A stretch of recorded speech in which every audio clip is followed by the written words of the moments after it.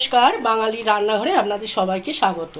আজ আমার রেসিপি চিচিঙ্গে পকোড়া। চিচিঙ্গে পকোড়া করার জন্য আমি চিচিঙ্গের ভেতরের অংশটা নিয়ে নিয়েছি, আর এখানে নিয়েছি 5টা কাঁচা লঙ্কা।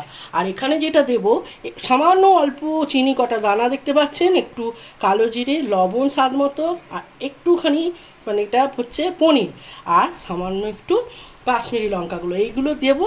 আর দেবো এতে বেসন। এটা দিয়ে দিলাম। আর এখন এইগুলো দিয়ে আমি একটা পকোড়া বানাবো।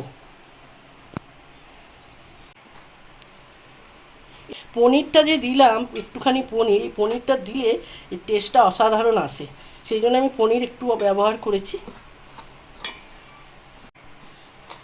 আমি এখানে জল কিন্তু একদমই ব্যবহার করব না। এই দেখুন, এইভাবে একটা শুকনো ড্রাই মাখা হয়ে গেছে। এখন এগুলো তেল গরম করে আমি পকোড়ার আকারে আমি ভেজে নেব। প্রায় তেলটা গরম হয়ে গেছে, এখন আমি পকোড়াগুলো এরকম ছোট ছোট আকারে সমস্তটা ভেজে নেব। আপনারা এই রেসিপিটি আপনারা একটু বানিয়ে করে দেখবেন, খুব ভালো লাগে খেতে। ডালের সাথে, ভাতের সাথে খুব ভালো লাগে খেতে। যদি ভালো লাগে একটা লাইক, শেয়ার আর কমেন্টের জন্য অনুরোধ রইল। আর চ্যানেলটি একটু সাবস্ক্রাইব করবেন, যাতে নতুন নতুন রেসিপিগুলো সবার আগে আপনাদের কাছে পৌঁছাতে পারে। আমি এগুলোকে একটু লাল লাল করে ভেজে নেব। পকোড়াগুলো ভাজা হয়ে গেছে, আমি এখন সব কটা পকোড়া তুলে নেব। আর একবার ট্রাই করে এটা একবার দেখবেন, খেয়ে খুব ভালো লাগে।